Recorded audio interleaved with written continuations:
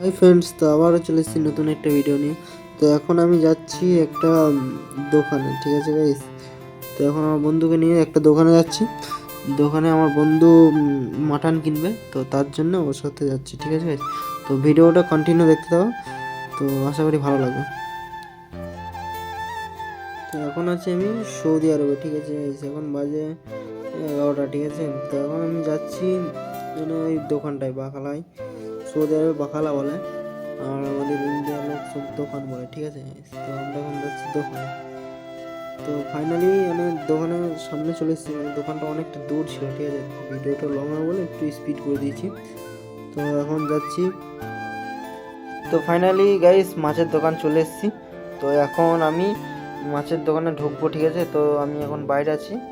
তো এই যে মাছের দোকানে আমার বন্ধু ঢুকলো ফার্স্টে। তো এখন আমি যাব, দেখবো কি কি কালেকশন আছে।